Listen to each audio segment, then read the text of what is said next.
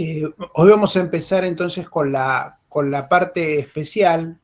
Hemos visto ya toda la parte general y bueno, arrancamos ahora con la segunda mitad del año y los contratos especiales.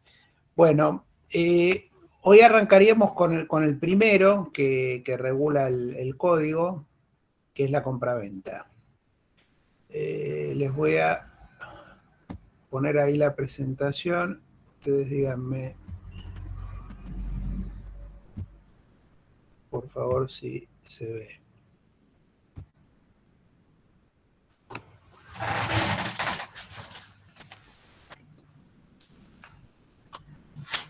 ¿Se ve bien? Sí. Sí. Bueno. Sí, se ve. Bueno, bárbaro. Entonces, el código civil, el comercial, siguiendo el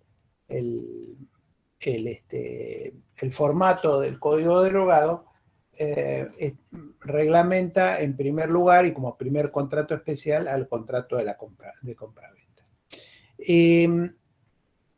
La regulación del código tiene la particularidad de que, por un lado, ha simplificado y reducido la reglamentación bastante larga y detallada que traía el Código Civil, y por otro lado incorporó algunas de las disposiciones que en materia de compraventa comercial estaban reguladas en el Código de Comercio. Van a ver que hay algunas disposiciones particulares relativas a los contratos de compraventa de cosas muebles que bueno, después cuando las vayamos detallando, yo les voy a comentar. Bueno, se trata de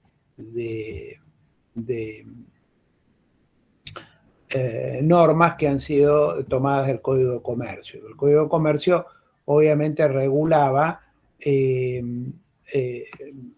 los contratos de compraventa de cosas muebles cuando esa compraventa de cosas muebles estaba destinada a la reventa.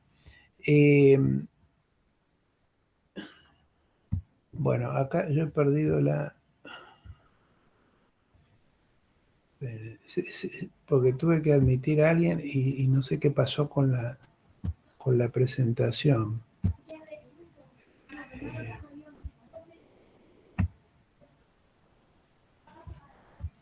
¿Se ve? Ahora sí. Bien.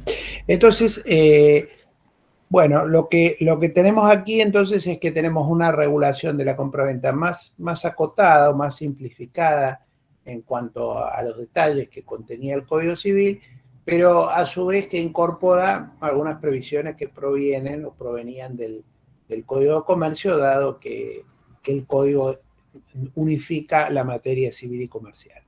Entonces, en cuanto a la disposición del capítulo correspondiente a la compraventa, la normativa del Código Civil lo aborda a través de ocho digamos, secciones, partiendo de las disposiciones generales. Luego habla de la cosa vendida y a continuación del precio, es decir, de los dos elementos tradicionalmente esenciales del contrato de compraventa. Luego las obligaciones del vendedor y las del comprador. Y luego incluye este capítulo, esta sección sexta, donde detalla la compraventa de muebles, que básicamente apunta a previsiones que provienen del Código de Comercio. Entonces se refiere allí a cuestiones sobre precio, entrega de documentación, entrega de la cosa y recepción de la cosa y pago del precio, que, como ven, de alguna manera son normas específicas sobre muebles que en cierto modo se superponen con lo que estaba en los capítulos anteriores, es decir, el 2, que es la cosa vendida, y entrega de la cosa, que aparece en el 6, también se superponen. Pero en fin, luego el código aborda lo que son ciertas cláusulas especiales de la compraventa que son cláusulas, digamos, que el código regula, que ya el Código Civil regulaba, son cláusulas que pueden incorporarse o no y que tienen que ver con pactos específicos, como son, por ejemplo, el de reventa, el de retroventa, el de mejor comprador. Bueno, son pactos especiales que en principio no forman parte del contrato de compraventa, pero que las partes podrían incorporar a los efectos de modalizar el contrato y darle algún efecto particular que ellos estén buscando.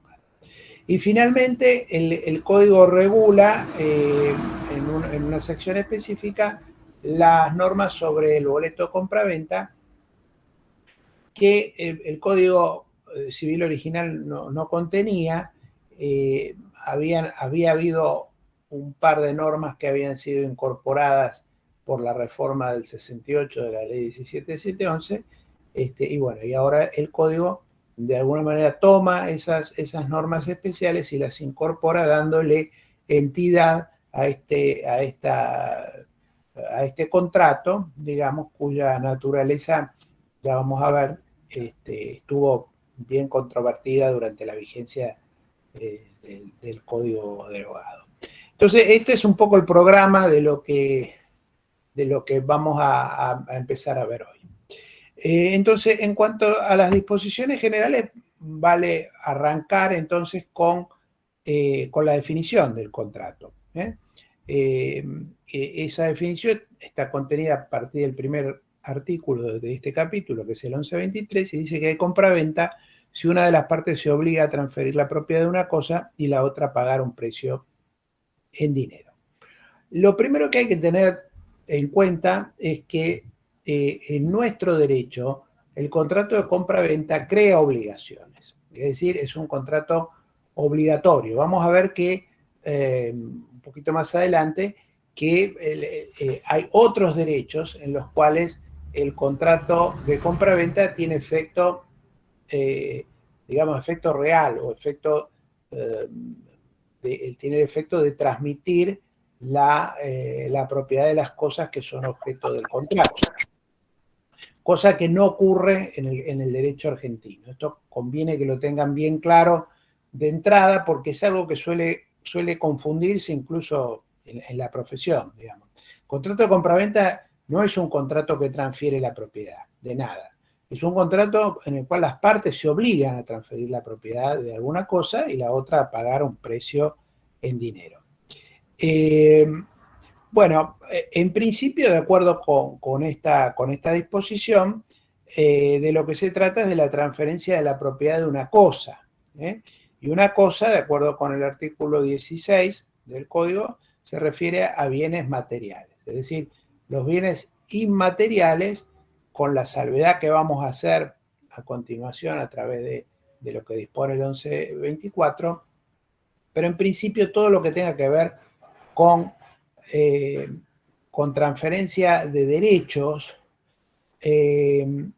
está cubierto por otro contrato, que es el contrato de cesión. El contrato de cesión de derechos, que es un contrato también que el Código derogado regulaba y el nuevo también, es un contrato distinto. Entonces, a ver, porque quiero ser preciso con esto para que no aparezca confuso. El contrato de compraventa en principio tiene por objeto cosas, pero vamos a ver que hay algunas normas o algunos, hay una disposición en particular que extiende el contrato de compraventa a otras situaciones, pero en principio tiene por objeto cosas o el derecho de propiedad sobre cosas. En cambio, el contrato de cesión, en principio, tiene por efecto derechos, es decir, bienes inmateriales. Con lo cual, la primera aproximación que ahora vamos a depurar, porque es una aproximación más bien rústica, es que la compraventa tiene por objeto cosas y la cesión tiene por objeto derechos. Vamos a ver que no es exactamente así, pero como primera gran aproximación al tema. Bueno, la otra parte tiene la obligación de pagar el precio en dinero, que vamos a ver que tiene sus bemoles también. Bueno, de acuerdo con esta definición de lo que es el contrato de compraventa, lo podemos ya ir encuadrando en la clasificación que ustedes ya conocen porque lo vimos en la parte general. Recuerdan que habíamos hablado de la clasificación de los contratos. Recordamos que la clasificación de los contratos después tiene ciertamente efectos digamos, concretos. No es solamente una clasificación a los efectos puramente escolásticos, de saber, bueno, si un contrato es bilateral, unilateral, oneroso, gratuito, etc. El encuadramiento de un contrato en una u otra categoría de una clasificación determinada después tiene consecuencias concretas, porque ustedes ya también lo han visto en la parte general. Por ejemplo, en los contratos bilaterales está implícita la facultad de resolver por incumplimiento, por ejemplo, dice el artículo 1087. Bueno, entonces es importante saber si el contrato es bilateral o no es bilateral, si es oneroso o no es oneroso. En los contratos también bilaterales con prestaciones pendientes se puede aplicar la suspensión de cumplimiento o la tutela preventiva de los artículos 1030 y 1031. Bueno, eso dependerá también de que el contrato entre en una u otra clasificación. La excesiva onerosidad sobreviniente, que regula el artículo 1091, bueno, del Código Civil, bueno, también aplica a los contratos que son onerosos, por lo cual es relevante saber si el contrato es o no es oneroso. Entonces, vamos a ver hoy que también el tema de la conmutatividad o aleatoriedad del contrato tiene sus consecuencias. Entonces, lo que quiero recordarles acá es que el tema de la clasificación, si bien parece un tema teórico, no lo es, en el sentido de que la ley establece que determinados remedios o determinados institutos son aplicables a contratos que entran en determinada clasificación o no entran en determinada clasificación. Vamos al contrato, a esta clasificación. El contrato de compraventa es consensual. Sobre esto, bueno, hoy les diría que no tiene ya mayor relevancia el punto, porque los contratos reales se han intentado suprimido o intentado suprimir según, digamos, distintas opiniones, pero la más generalizada es que se ha suprimido.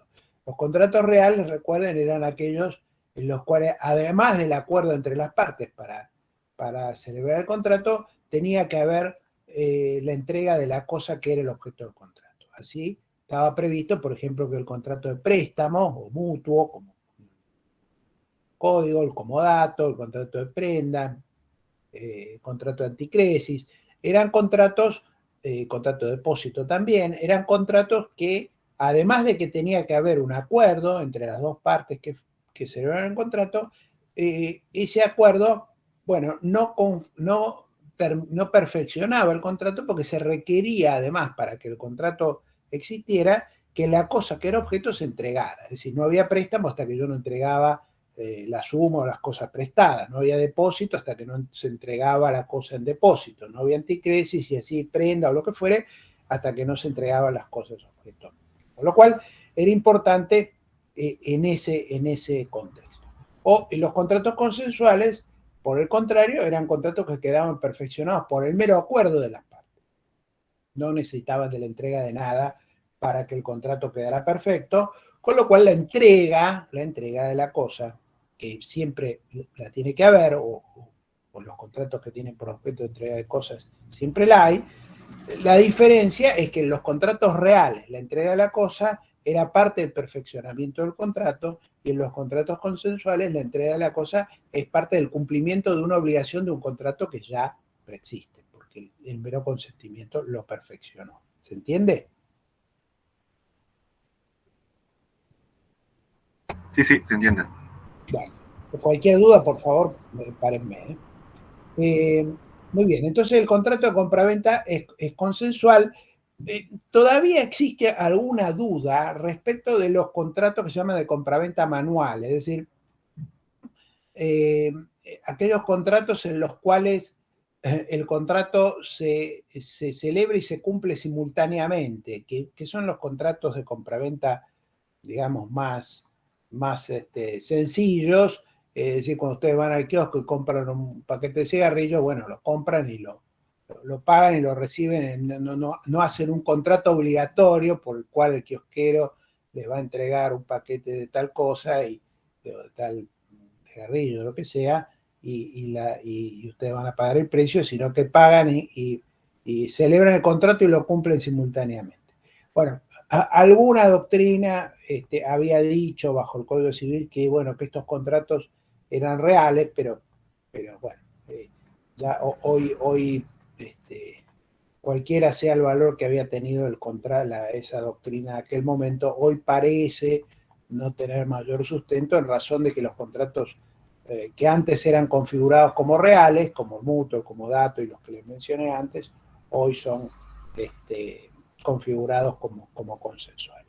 Entonces, el contrato de compraventa es consensual. El mero acuerdo de las partes provoca o perfecciona el contrato y en la ejecución de las prestaciones, bueno, no es más que eso, es el cumplimiento del contrato, que ya está perfeccionado de antes. El contrato es bilateral.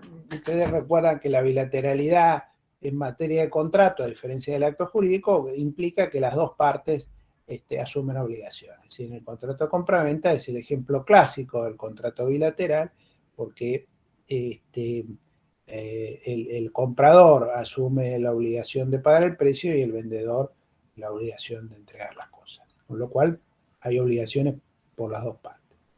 Es oneroso porque, bueno, resulta de esta bilateralidad.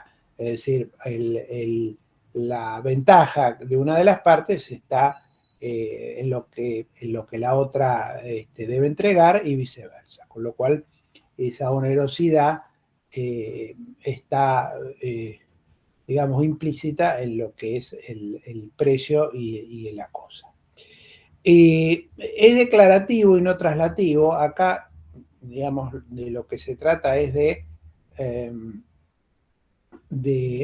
recordarles lo que acabamos de decir antes, en cuanto a que el contrato tiene efecto obligatorio. La mayoría de los contratos, vale añadir, la mayoría de los contratos en nuestro sistema tienen este efecto, es decir, tienen el efecto de crear la obligación de, no producen efectos reales, es decir, no producen la transferencia o la constitución de los derechos que el contrato prevé. Ahora vamos a desarrollar un poquito más esto, pero son contratos que, a diferencia de lo que ocurre en otros sistemas, como el francés o el italiano, en el cual el contrato, por ejemplo, compraventa tiene efecto real, es decir, cuando yo hago la compraventa le transmito la propiedad de la cosa cierta, que es materia de contrato de comprador a vendedor, por el solo consenso, es decir, el solo celebrar el contrato implica que yo le he transmitido ya la propiedad de la cosa que entre nosotros no ocurre. Pues ya les digo, el efecto del contrato es crear la obligación de entregarla. Y solo va a ser dueño el acreedor, digamos, cuando la reciba. Entonces, si yo vendo un cuadro, por ejemplo, les vendo un cuadro X que tengo en mi casa, bueno, por un precio determinado, el contrato se perfeccionará cuando esté reunido el consentimiento y los demás elementos del contrato y haya acuerdo sobre ellos. Ahora, ¿cuándo deviene propietario el comprador? Bueno, en nuestro sistema va a ser propietario cuando además de que se haya celebrado el contrato, yo le haya entregado el cuadro. Hasta entonces es acreedor, tiene un derecho a recibir el cuadro, pero no tiene un derecho sobre el cuadro. No es dueño del cuadro, sino tiene un derecho a recibirlo.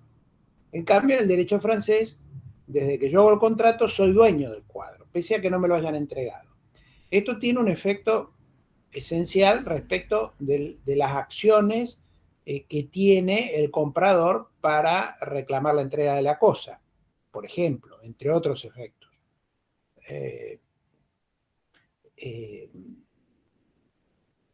Por ejemplo, si yo soy dueño, tengo acciones reales. Voy a tener la acción reivindicatoria, por ejemplo, para poder hacer que me entreguen el cuadro.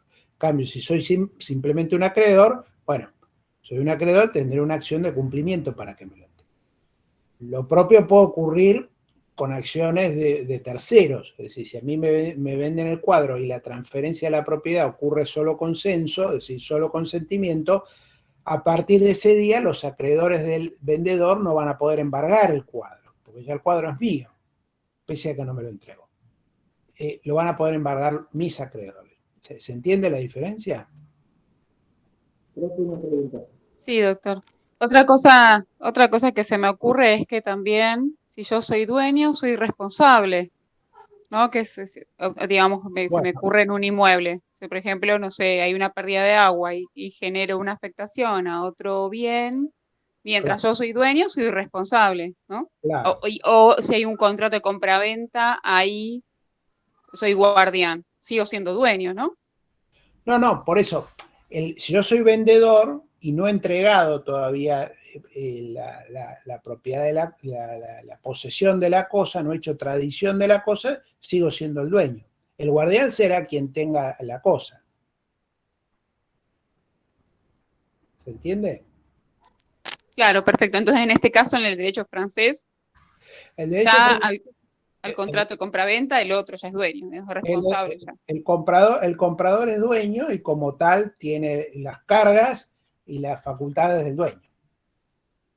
Perfecto. En cambio, entre nosotros, ahora lo vamos a ver con un poquito más de detalle, rige el sistema de lo que se llama título y modo, que para los que vieron reales, no sé si ya lo han visto, si ya todos han visto reales o algunos o lo están viendo ahora, van a ver que el sistema de derechos reales entre nosotros consagra este principio, el título y modo. Es decir, para que se adquiera la propiedad u otro derecho real, una servidumbre, un usufructo o un uso, se requiere, además del título, normalmente es un contrato, pero puede ser otro título, puede ser un testamento, por ejemplo. Bueno, el título es lo que da derecho al derecho real, da derecho a adquirir el derecho real, pero el derecho real se adquiere a través de lo que se llama modo. Y ese modo, bueno, es distinto según el tipo de cosa sobre la cual recae el derecho. Entonces, por ejemplo, si es una cosa mueble, voy a tener que, no registrable, además del contrato, tengo que tener la entrega de la tradición de la cosa para que el comprador se haga dueño. Si es un inmueble, además de la entrega del contrato, la entrega del bien inmueble, tengo que registrar el registro de la propiedad para que esa propiedad sea oponible a todo el mundo. Si es un vehículo, bueno, el modo ahí es la inscripción registral. Bueno, vamos a ver, en un ratito se los comento con más detalle, pero acá simplemente me interesaba destacar que el contrato de compraventa crea la obligación y no transmite la propiedad. La mayoría de los contratos entre nosotros funciona así, salvo, por ejemplo, algunas excepciones, como es el contrato de cesión. El contrato de cesión de crédito transmite entre las partes la propiedad del crédito por el solo contrato. Bueno, en principio la compraventa es informal, salvo que tenga por objeto inmuebles, en cuyo caso, bueno, allí se requiere la escritura pública. Y en principio el contrato es conmutativo, pero vamos a ver que puede pactarse como aleatorio. contrato conmutativo es aquel cuyas ventajas y desventajas resultan puramente del contrato. El contrato aleatorio es un contrato en el cual las ventajas y desventajas resultan de un hecho ajeno al contrato, que está previsto en el contrato, pero que, digamos, hace que el resultado no pueda ser predeterminado por las partes porque dependerá de un hecho futuro incierto que hace que las ventajas y las desventajas puedan, digamos, no poder ser predeterminada o calculada en el momento del contrato. Ahora vamos a ver algunos ejemplos. Entonces dijimos que el contrato de compraventa con estas características era un contrato que en principio tenía por objeto la propiedad de cosas. Pero vamos a ver que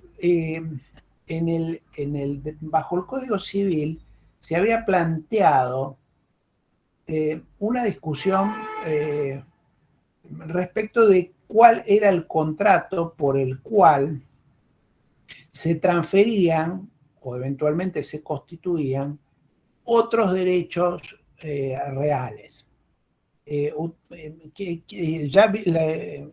Para ver si simplifico o no. ¿Vieron ya reales o están viendo reales? Yo al menos ya la cursé. Yo ya la di, sí. Bueno, yo no la cursé. No, yo tampoco. Yo lo estoy haciendo. Bueno, entonces les explico muy brevemente. Los derechos reales se dividen básicamente en dominio, derechos reales de garantía y desmembraciones del dominio. Estas desmembraciones del dominio, es decir, es como que el dominio reúne en sí mismo todas las facultades que pueden extraerse de un bien, es decir, usar, gozar y destruir un bien dentro de ciertos límites, son las facultades del dueño. Esas facultades del dueño pueden desmembrarse en el sentido de que una misma cosa podría, digamos, el dueño podría, digamos, transferir o constituir un derecho que tenga por contenido una parte de su derecho de propiedad.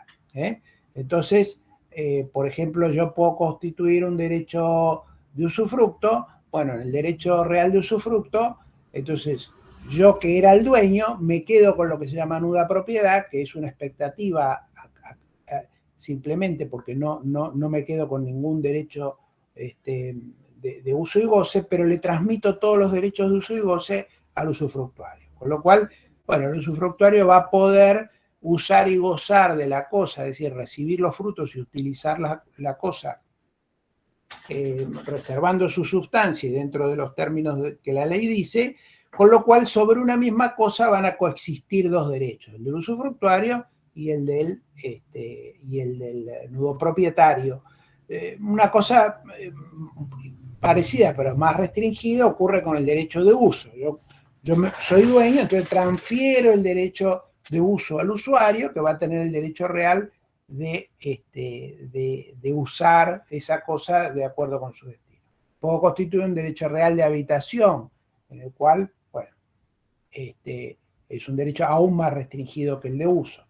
Y así sucesivamente, digamos. Yo a través del dominio puedo ir desmembrándolo y constituyendo otros derechos que tienen al final del día vocación de reunirse de vuelta en el derecho que el antiguo propietario sigue conservando, que es esta nuda propiedad de la cual es como que se va desprendiendo de partes que en algún momento se vuelven a reunir en cabeza del mismo propietario o de otro. Pero, digamos, la duda que existía en el pasado respecto de esto era qué tipo de contrato era aquel por el cual, por ejemplo, alguien transfería a otro derechos que no eran de dominio, como puede ser el derecho de condominio, que es el derecho real en el cual dos propietarios son copropietarios de una misma cosa de manera indivisa y por una cuota parte ideal. Entonces, supónganse que hay una casa en la cual hay 2 personas que son copropietarias al 50% indiviso de la cosa. Hay una que transfiere su 50%. Bueno, el contrato a través del cual transfería ese porcentaje ideal sobre el inmueble, ¿era compraventa o era cesión de esos derechos? O el contrato por el cual se constituye una superficie, o yo constituyo un usufructo, o transfiero un usufructo que tengo. Bueno, todos esos contratos había discusión respecto de si eran de cesión o eran contratos de compraventa. Los efectos de la cesión y de la compraventa son bastante diferentes. Ya vamos a verlo con más detalle cuando veamos el contrato de cesión. Pero lo que el Código Civil y Comercial ha solucionado, siguiendo un poco el criterio de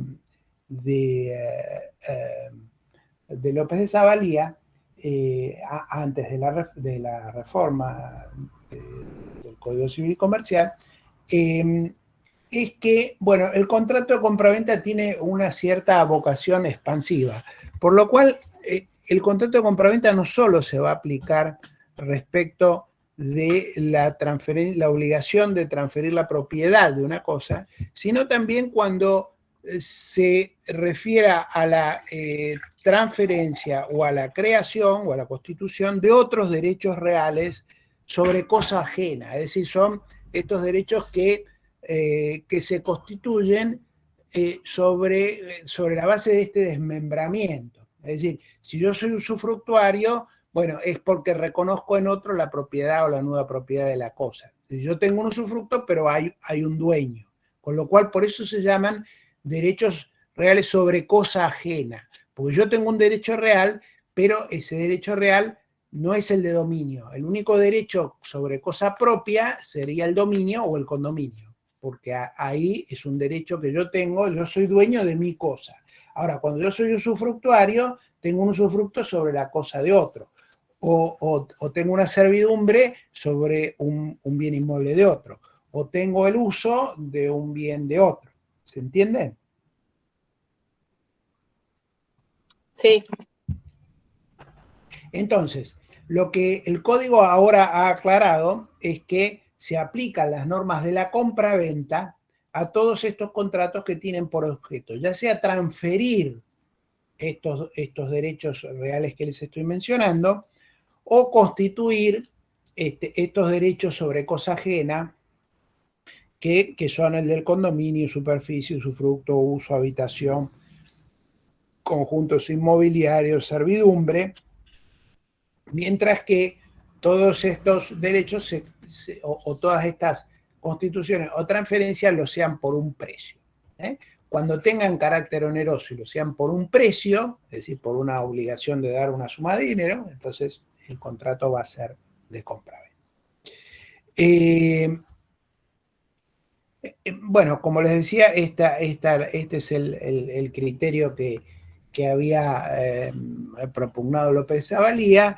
También el artículo 1124 van a ver que extiende las normas de la compraventa al contrato por el cual las partes se obligan a transferir la titularidad de títulos valores. Los títulos valores, para los que vieron ya derecho comercial lo conocen, son, bueno, hay distintas categorías, pero los más comunes son el pagaré, el cheque, la letra de cambio, esos son los títulos cambiarios. Después hay otros títulos, valores más complejos, como puede ser la carta de porte, conocimiento de embarque, que tienen relación con los transportes de mercadería, o hay títulos emitidos en serie o en masa, como son los bonos, las obligaciones negociables, las acciones, los debenturas. Bueno, es una categoría amplia. En principio, esos títulos pueden o no transferirse por endoso, que es una manera especial de transferencia de los títulos de crédito. Pero cuando no se transfieren por endoso, el contrato a través del cual se transfieren es el de compraventa. Entonces, bueno, por ejemplo, una una discusión bastante ardua respecto de cuál era la naturaleza del contrato por el cual se transferían paquetes accionarios, es decir, conjuntos de acciones que daban lugar al control de una sociedad. Para algunos era un contrato de cesión, así de alguna manera también la ley de sociedades lo insinúa en algún artículo, para otros era de compraventa. Bueno, hoy, como las acciones, de acuerdo con la ley de sociedades, son títulos valores, bueno, aplicaría esta norma y el contrato por el cual se transfieren acciones sería un contrato de compra-venta de acciones. Bueno, después, el código, después de dar estas dos, digamos, disposiciones iniciales, es decir, la que define al contrato y la siguiente, la 1124, que extiende las normas del contrato a situaciones que en principio no están comprendidas exactamente en la definición, es decir, la definición habla de la transferencia de la propiedad de cosas o de la obligación de entregar cosas para transferir su propiedad. Bueno, y el 1124 lo extiende a otras situaciones, donde lo que se está transfiriendo o constituyendo son otros derechos reales sobre bien ajeno. Pero después el código se encarga de aclarar algunas situaciones que pueden ser dudosas. Por ejemplo, la primera que se encarga de discernir es la situación de ciertos casos que podrían entenderse comprendidos o bien en la compraventa o bien en el contrato de obra. Supónganse un caso sencillo: A se obliga a poner los materiales y a fabricar con ellos alguna cosa que se la tiene que entregar a B. Y B tiene que pagar un precio por esa cosa. Entonces, acá se da una situación, hay otro contrato especial que vamos a ver un poco más adelante, que es el contrato de obra. Contrato de obra es el contrato por el cual justamente alguien se obliga a fabricar o a producir algo.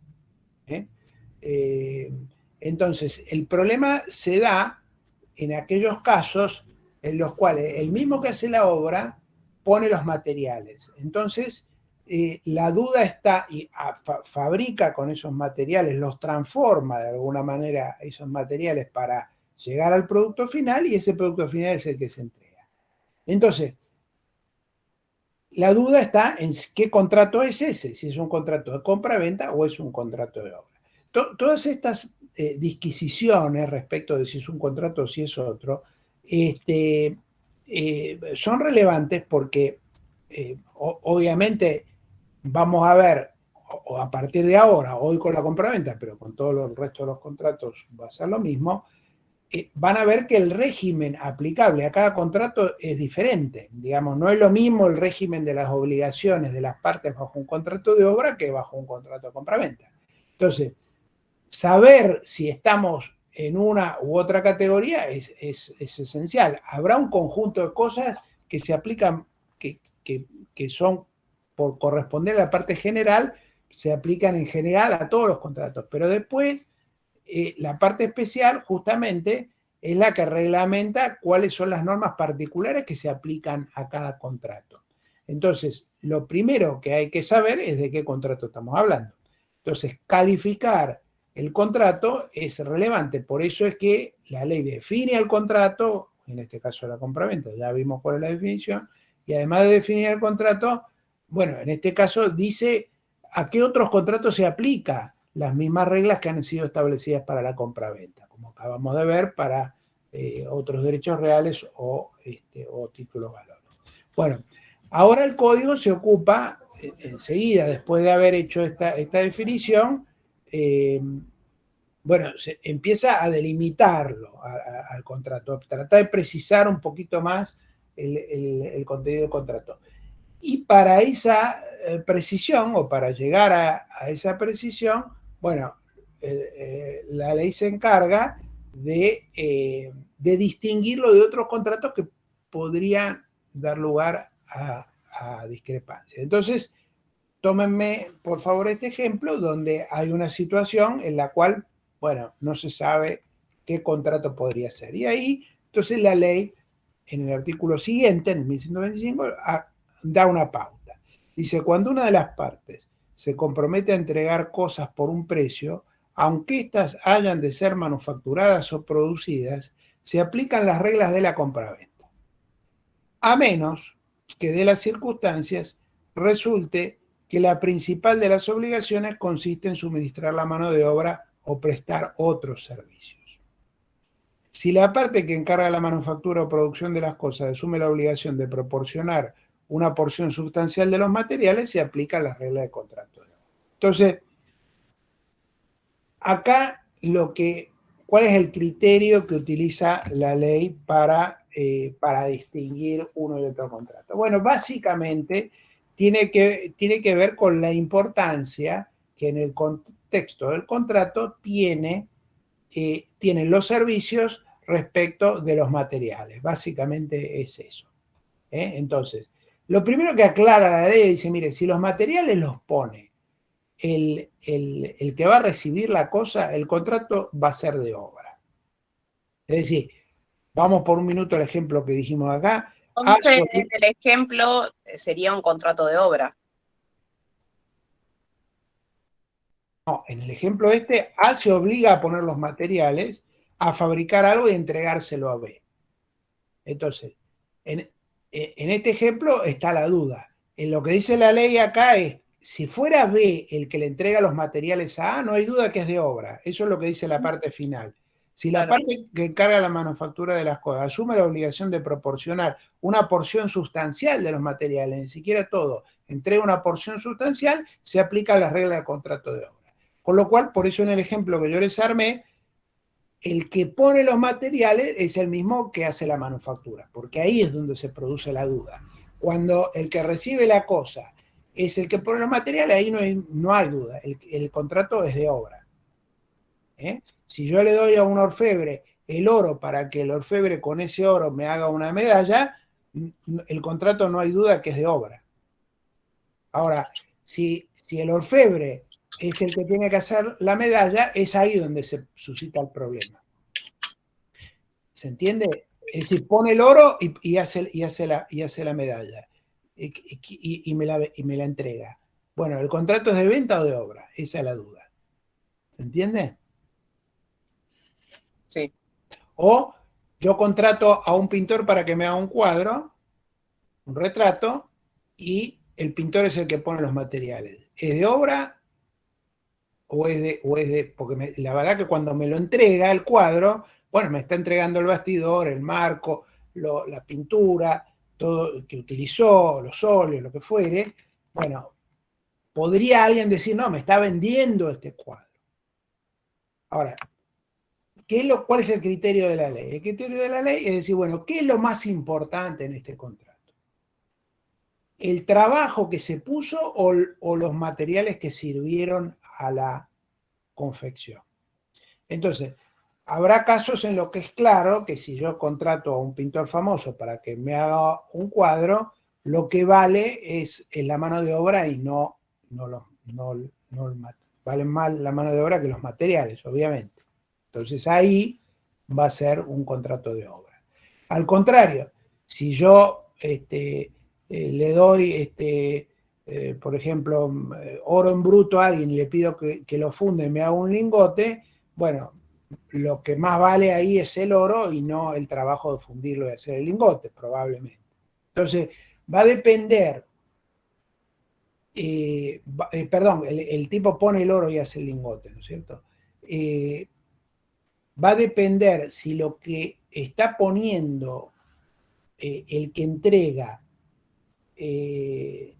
algo, que pone el material y pone el trabajo. ¿Qué es lo que más vale? ¿El trabajo o el material? Si lo que más vale es el material, va a ser de obra, va a ser de compraventa. Si lo que más vale es su trabajo sobre el material, que siempre tiene que ser propio, porque si es ajeno de obra, va a ser también de obra. ¿Se comprende? Sí, ahora sí.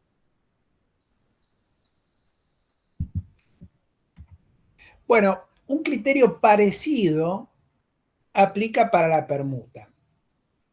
La permuta es un contrato que, a diferencia de la compraventa, en la compraventa se obliga a entregar una cosa por un precio. En la permuta lo que hay es entrega de dos cosas. No hay precio.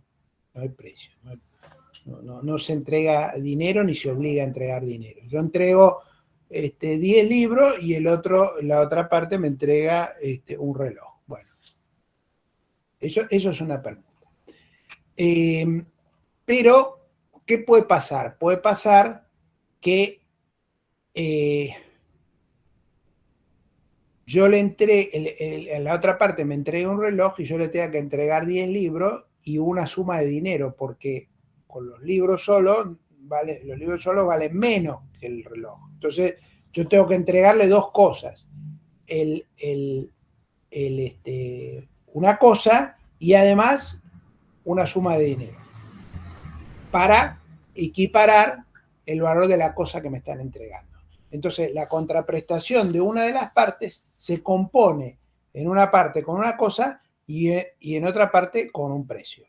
Entonces, ahí cuando tengo ese componente doble, tengo que elegir cuál es el contrato que rige. Pasa una cosa parecida al contrato cuando lo tengo que distinguir del contrato de obra, porque ahí también hay una parte que está entregando cosas y también está entregando su trabajo. Bueno, ¿cuál es el contrato? Bueno, lo que la ley dice, bueno, es lo que más vale. Si lo que más vale es la cosa, va a ser compraventa. Si lo que más vale es el trabajo, va a ser obra. Acá en la permuta sigue un criterio parecido. Dice, si el precio consiste parte en dinero y parte en otra cosa, el contrato es de permuta si es mayor el valor de la cosa y de compraventa en los demás casos. Entonces, si los valores fueran iguales, son de compraventa. Si el dinero vale más que la cosa, es de compraventa. Solamente va a ser de permuta si la cosa vale más. Entonces, si yo entregué los 10 libros y le tuve que entregar una suma baja para terminar de equiparar lo que faltaba, va a ser de permuta. Al revés, si lo que vale realmente es la plata y los 10 libros los agarra para terminar de compensar la diferencia, el contrato va a ser de compraventa. ¿Se entiende? Sí, doctor. Bien. Bueno, otro contrato con el que suele, digamos, vincularse la compraventa y que dicho, digamos, se lo entendió en algún tiempo como una modalidad de la compraventa, es el contrato de suministro. El contrato de suministro no estaba regulado en el Código Civil ni en el Código de Comercio. Profe, disculpe, una consulta. Sí. Todos los otros artículos ya está, o sea, que siguen no tienen nada que ver con compraventa, o sea, con esto de compraventa y permuta. Perdón, usted me dice si el 1127, los que siguen. Sí, exactamente. Ah, porque saltamos a al 1176. Claro, sí, por eso, para No, saber. no, está bien. No, ahora vamos a retomar. Pero lo que... a ver, el código en el 1125 distingue la compraventa del contrato de obra. En el 1126 distingue la compraventa de la permuta. Y no hay un artículo que distinga la compraventa del suministro. Entonces les voy a hacer una elaboración. Para eso arranco por decirles qué es el suministro y por eso está el artículo 1176 para que vean qué es el suministro. Pero eso no quiere decir que ahora vamos a saltear del 1126 al 1176. No, ahora vamos a seguir por el 1127 y todo lo que sigue. Ah, perfecto, disculpe que lo haya interrumpido. No, pero está bien. Digamos, la razón de ser de incluir este punto acá es que estamos distinguiendo la compraventa de otros contratos. Entonces, si bien no hay un artículo que diga la distinción entre la compraventa y el suministro, bueno, hay que sacarlo, en este caso, por por comparación, comparación doctrinaria, si ustedes quieren, porque no hay un artículo de la ley que diga que se distingue uno del otro en razón de alguna particularidad. Entonces, el contrato de suministro, bueno, es un contrato, como les digo, que no estaba regulado en el Código Viejo, ni en el Código de Comercio tampoco, y bueno, tiene que ver con la compraventa. De hecho, la doctrina antigua vinculaba o consideraba el suministro como una especie de compraventa o como un contrato vinculado a la compraventa. El Código Civil y Comercial nuevo incorpora esta figura como nueva y van a ver que lo pone a continuación de la compraventa, con lo cual, bueno, tiene alguna conexión, una conexión importante. El contrato de suministro lo define el 1176 como el contrato por el cual una parte, que es el suministrante, se obliga a entregar bienes, incluso servicios sin relación de dependencia, en forma periódica o continuada, y el suministrado a pagar un precio por cada entrega o grupo de ellas. Es decir, el suministro funciona como una especie de compromiso anticipado de ir proveyendo de bienes o servicios de una parte a otra. Es decir, el contrato de suministro tiene que ver con la compraventa y tiene que ver con la previsibilidad doble. Doble en el sentido de que las dos partes tienen previsibilidad. La que recibe, el suministrado, tiene previsibilidad del suministro, es decir, sabe que va a recibir la provisión, por ejemplo, de materias primas que necesita para su producción. Bueno, lo va a recibir periódicamente por un precio que podrá ser fijo o variable, pero se asegura el suministro, se asegura la provisión, con lo cual le da certeza respecto de factores de producción propios, porque así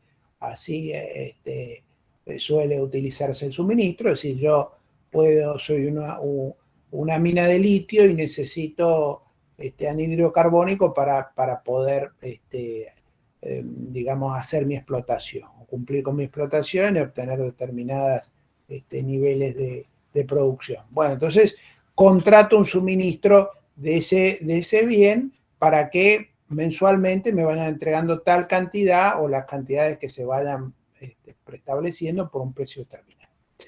Eso le da previsibilidad al suministrante, al suministrado que va a recibir eso, y también le da previsibilidad al suministrante, que sabe que lo que está fabricando, en este caso el anhídrido carbónico, no lo fabrica y no sabe quién se lo vende, sino que ya sabe que tiene un cliente al cual se lo va a vender a un valor determinado en determinados volúmenes con determinada periodicidad. Entonces, ese es digamos, el fundamento económico del suministro.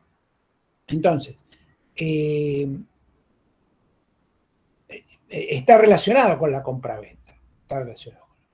Porque, bueno, se entregan cosas y se paga un precio. Ahora, la definición del artículo habla de bienes o servicios.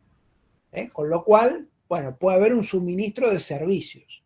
Entonces, ahí se distingue claramente la compraventa porque no hay ninguna entrega de nada, de ningún bien. El suministro de servicios, bueno, se mezcla con el contrato de servicios, pero, por ejemplo, ustedes pueden, si trabajan en alguna oficina, seguramente tendrán, por ejemplo, computadoras o tendrán máquinas fotocopiadoras o lo que sea. Bueno, tienen un servicio que viene mensualmente o que viene periódicamente a hacerles el servicio, el mantenimiento de las máquinas. Bueno, eso es un suministro de servicios. Y el suministro también puede ser, digamos, cuando de cosas que se entregan en uso y goce, que no es el caso de la compraventa. La compraventa, ustedes entregan la propiedad de algo. Ya lo vimos, ¿no? Por un precio. Si ustedes entregan el uso y goce de algo, el contrato no es de compraventa. ¿De qué es el contrato? Si alguien se obliga a entregar el uso y goce de algo, de un bien, de una cosa, y la otra pagar un precio. ¿Qué contrato es ese?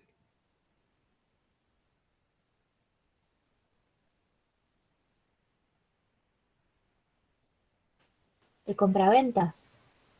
No, yo le entrego el uso y goce de un bien. Sigo siendo dueño. Le entrego, le entrego la cosa para que usted la use De alquiler. Claro, exacto. Es un contrato de arrendamiento, de locación o de alquiler, que se distingue justamente de la compraventa porque no hay entrega de ninguna propiedad. Ahora, el suministro puede ser que yo le entregue, que haya un suministro de cosas en uso y goce, nada más. No le entrego la propiedad del bien. Yo le puedo tener un suministro, por ejemplo, de máquinas fotocopiadoras o de determinado material que se entrega para que se use, pero no en propiedad. Con lo cual la diferencia entre la compraventa y el suministro está en que en la compraventa normalmente es una compraventa puntual. El suministro requiere de una de una provisión periódica en el tiempo que podrá ser escalonada o continua. En segundo lugar, el suministro, el contrato de compraventa es sobre cosas. En cambio, el suministro puede ser también de servicios. Y en tercer lugar, la compraventa siempre es sobre la propiedad de cosas o como hemos visto de otros derechos reales. En cambio, el suministro puede ser traslativo del uso y goce. ¿Se entiende? Sí, sí, se entiende. Bueno, vamos a la diferencia entre la compraventa y la dación en pago. Acá volvemos un poquito para atrás en los artículos, pero digamos, para que ustedes puedan seguir la lógica de esta exposición, lo que estamos distinguiendo es el contrato de compraventa de otros contratos o de otras figuras. Algunas distinciones el código las especifica, dice cuando hay duda cuál contrato es, y hay otros que no. Bueno, hasta ahora vimos el de obra, que está explicado en el código, el de permuta, está explicada la diferencia, el de suministro, la dedujimos, y ahora vamos a ver la dación en pago. ¿Alguien sabe o recuerda qué es la dación en pago? Lo habrán visto seguramente en obligaciones, ¿no? ¿Qué es la dación en pago? Creo recordar, no sé si voy a decir una burrada, doctor, perdón, pero que es como que yo doy algo hasta tanto cuanto pague, ¿no? Algo así. Lo bien comercial. Sí. A ver.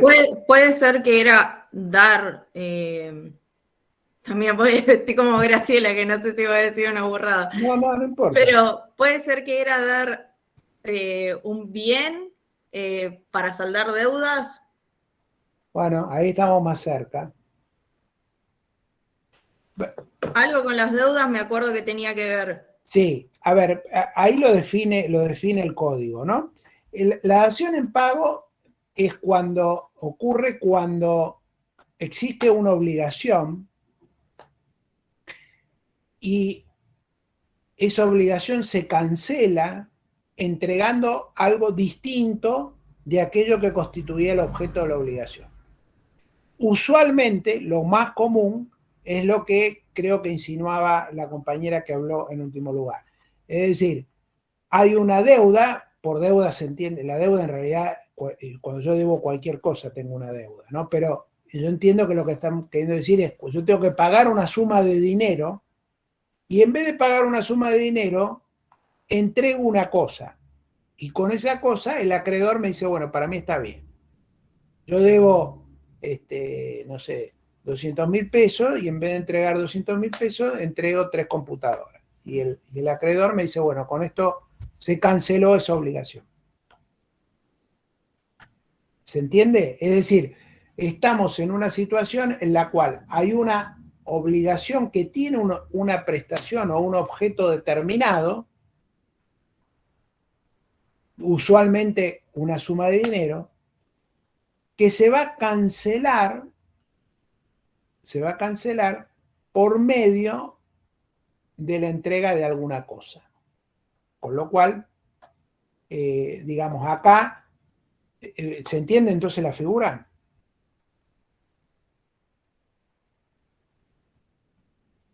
Sí, sí, se entiende, profesor. Bien. Sí, profe. Bien, entonces, obviamente, para que yo pueda cancelar, ustedes recordarán que uno de los principios del pago es el de identidad. Yo tengo que pagar exactamente aquello que debo. Con lo cual, si yo debo una suma de dinero, no puedo entregar una computadora, salvo que el acreedor me lo acepte. Entonces, la dación en pago implica un acuerdo por el cual, digamos, se cambia el objeto de una prestación y se da por cancelada una obligación mediante la entrega de algo distinto de aquello que estaba originalmente previsto. Por eso es que, bueno, en algunos casos se aproxima a la compraventa. ¿Por qué? Bueno, porque en el fondo yo, en vez de entregar una suma de dinero, entrego una cosa, y ahí cuando entrego una cosa podría asimilarse a una compraventa. Pero no, en realidad no lo es, porque en la dación en pago, digamos, no se contrae ninguna obligación, como ocurre en la compraventa. Yo no tengo la obligación de entregar la cosa. Lo que hago es la entrego directamente, y con esa entrega estoy cancelando una obligación preexistente. Bien, vamos a seguir. Entonces, lo que hemos visto hasta acá, entonces, es la definición del contrato, a qué otras figuras parecidas al contrato se aplica, la diferencia de la compraventa con el contrato de obra, con la permuta, con el suministro y con la dación en pago. Y ahora vamos a retomar, digamos, la numeración del código, si ustedes quieren. El artículo siguiente habla de la naturaleza del contrato, y acá sienta un principio general que ustedes, les recomiendo, tengan en cuenta, no para la compraventa, sino para cualquier contrato, porque lo que la norma acá dice aplica no a la compraventa, sino a cualquier contrato. ¿Qué es lo que dice la norma? Bueno, que el contrato no debe ser juzgado como de compraventa, aunque las partes así lo estipulen, si para hacer tal le falta algún requisito esencial. Este principio, que es un principio general y que la Corte Suprema entre otros tribunales, por supuesto, ha consagrado en los fallos que yo les pongo ahí en esta filmina. ¿Qué es lo que está diciendo? Lo que está diciendo es que el contrato es lo que es, de acuerdo con lo que las partes hayan pactado, pese al nombre que le hayan dado. Es decir, si las partes hacen una compraventa, porque uno quiere entregar la propiedad de una cosa y el otro pagar un precio, y le ponen a ese contrato de usufructo, no es la denominación del contrato lo que va a definir qué tipo de contrato es, sino su contenido. Ese es el principio que resulta de este artículo, que replica lo que decía el 1326 del Código Civil derogado, que es un principio muy importante, porque a veces se dan conflictos entre las partes, porque algunas pretenden aplicarle a un contrato una norma de un contrato o de otro contrato, y hay una diferencia entre ellos, y tiene que ver con que,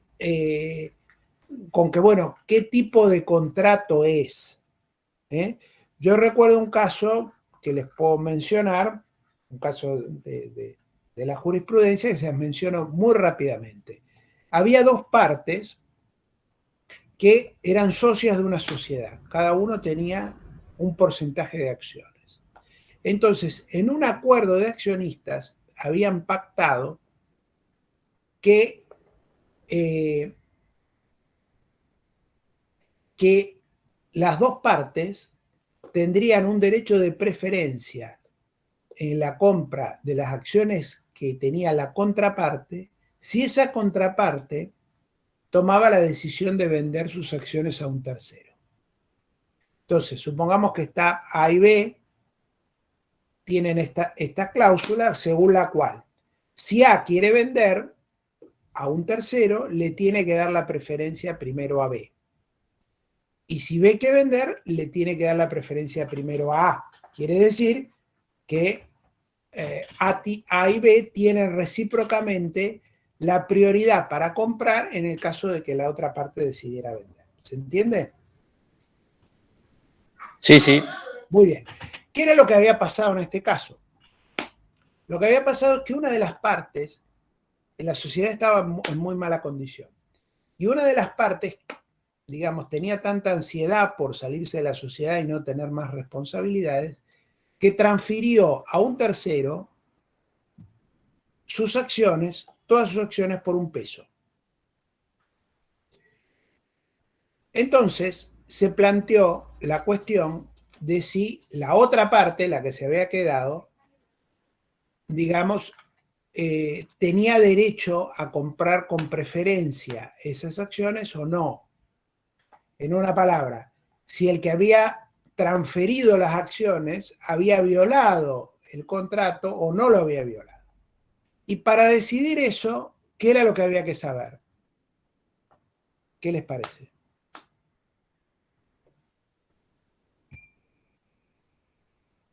¿Qué tipo de contrato firmaron y quién tenía preferencia sobre la venta de las acciones?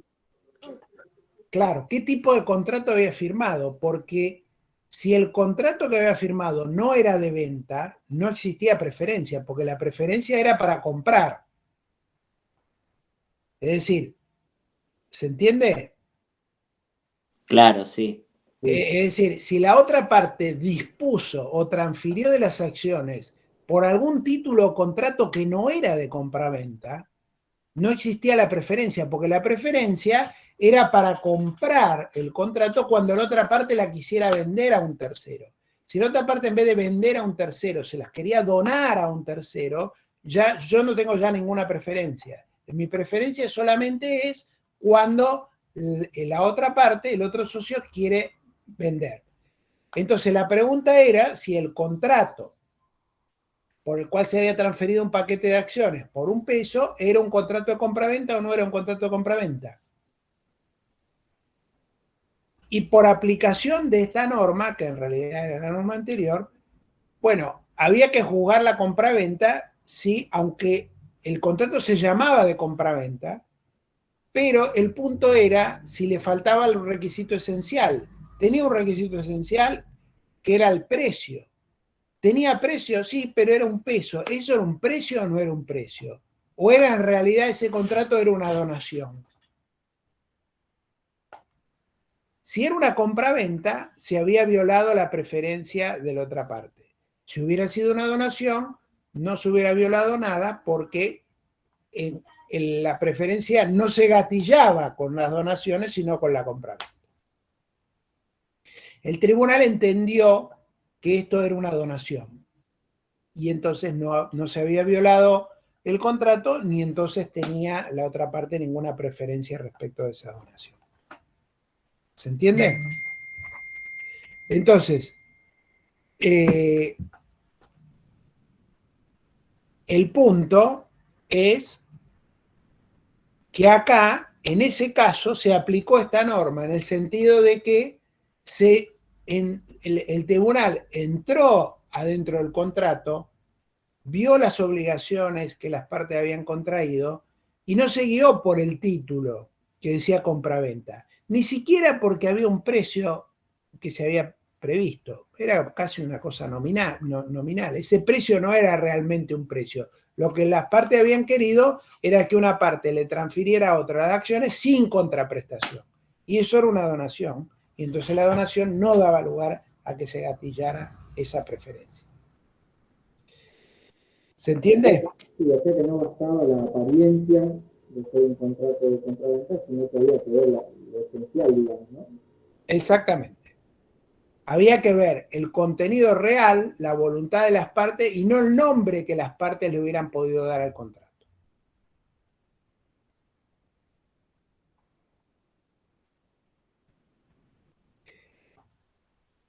Porque si el tribunal se hubiera tenido al nombre, hubiera dicho que era una compraventa, porque las partes le pusieron compraventa.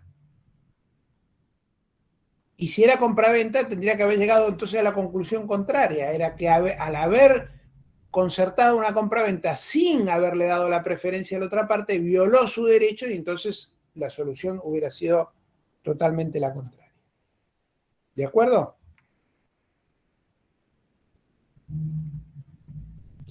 Bueno, acá les quería hablar un minuto más sobre el tema de la teoría del título y del modo, porque esto también es muy relevante que, digamos, en materia de compraventa vamos a tratar algunos temas que son, digamos, muy importantes porque proyectan efectos respecto de muchas otras cosas, incluso más allá de lo que es contratos en sí mismos. Y acá entonces entramos con esto de la teoría del título y el modo, que se los voy a intentar resumir. El punto acá es cuántos actos, en el fondo, hace falta para que alguien adquiera el dominio de algo por un precio en dinero. Y les destaco de lo que estamos hablando. Adquirir el dominio erga omnes, quiere decir ser dueño frente a cualquiera, ser dueño frente a todo el mundo.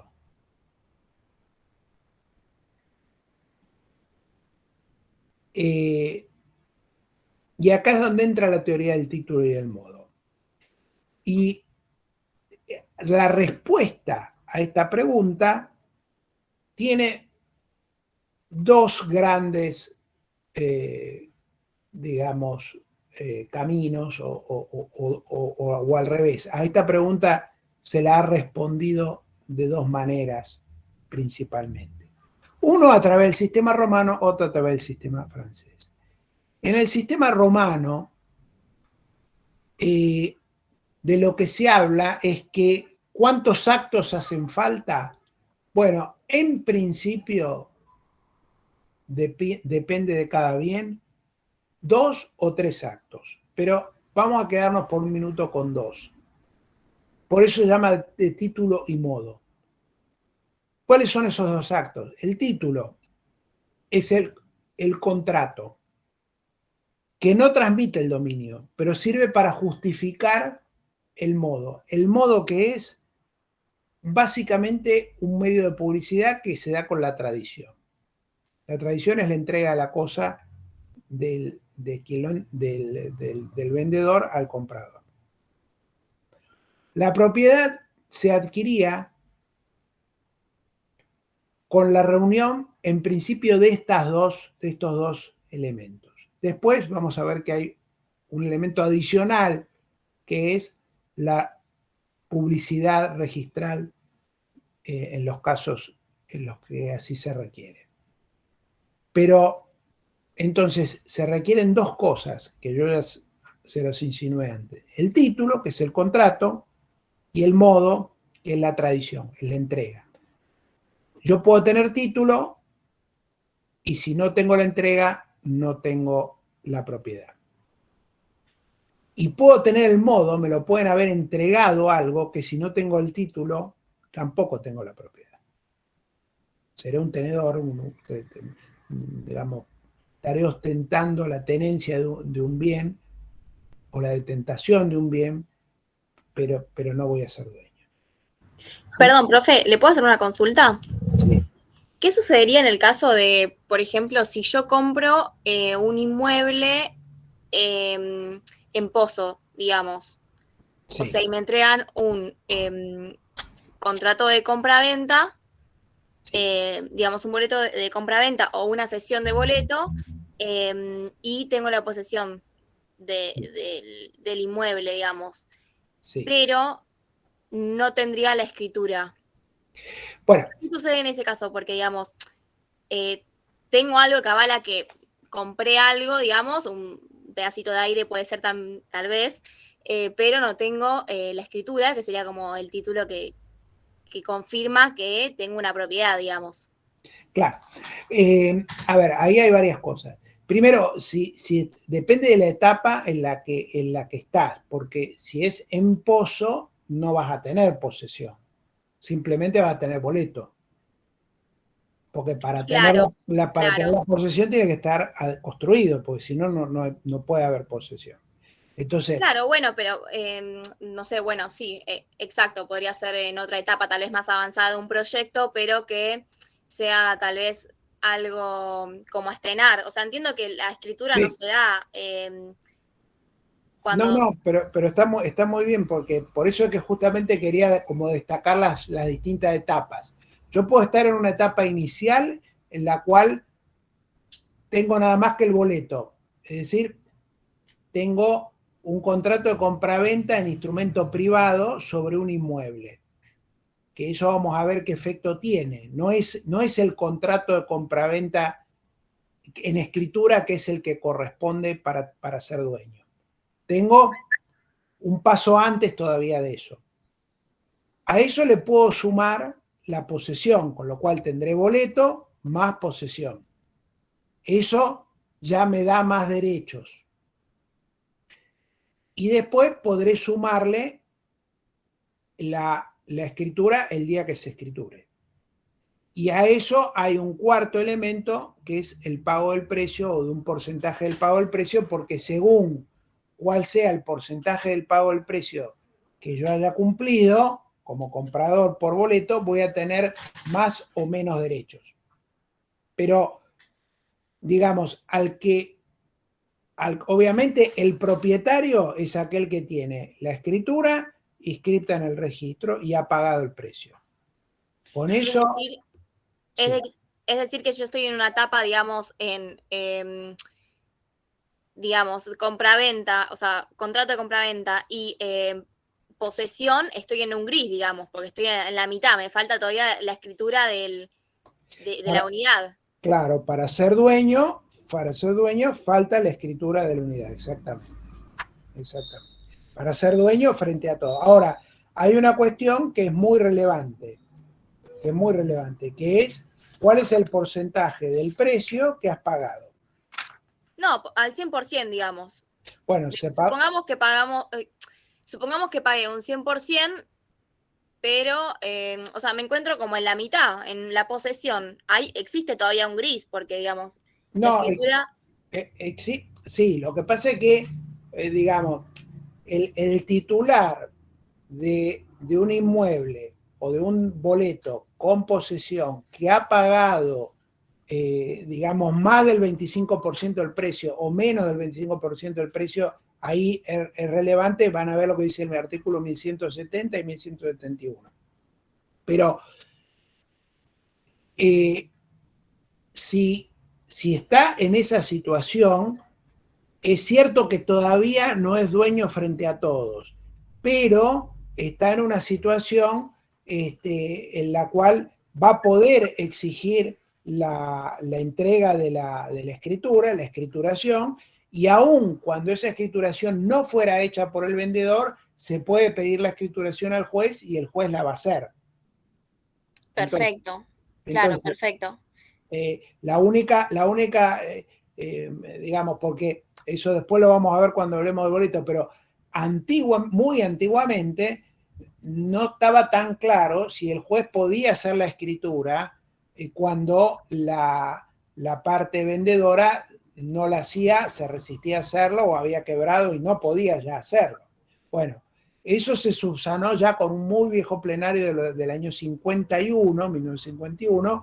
A partir de ahí, ya, digamos, luego la ley 17.711 incorporó disposiciones protectivas del comprador por boleto y el código actual lo refrendó, además de una norma que se incorporó o de un par de normas que se incorporaron a la ley de concursos de quiebra. Entonces, la síntesis es, quien tiene la posesión es de buena fe y tiene un boleto y ha pagado más del 25% del precio, va a tener el derecho a exigir la escrituración, ya sea de la contraparte o ya sea del juez, si el vendedor no existe más o ha quebrado o lo que fuere, se le podrá pedir la escrituración al juez.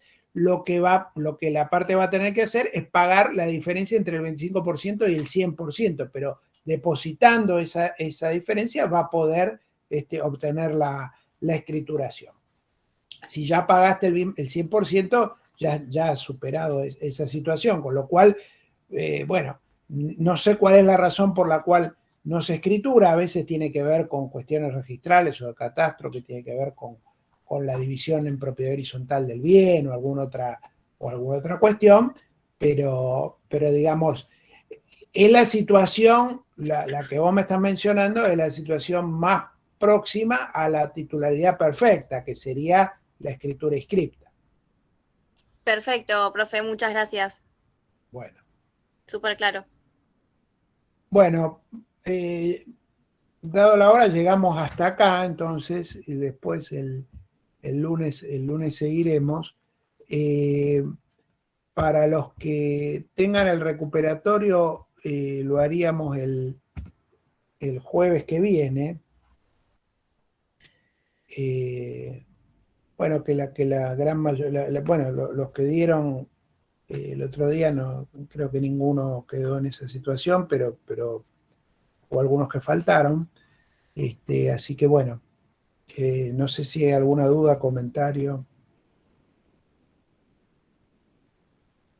Si no, nos vemos el lunes.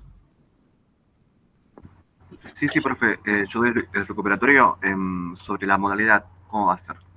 Sí, oral. Perfecto, profe, gracias. Así podemos seguir con la clase. Perdón, buenas noches. Yo le envié un mail. Sí, lo recibí, lo voy a ver. Perfecto, bueno, eso nada más. Muchas gracias. Gracias, Bueno, profe, hasta luego. hasta luego, nos vemos, que sigan bien. Chao, gracias. Chao, muchas gracias. Gracias. Gracias, profe. Buenas noches.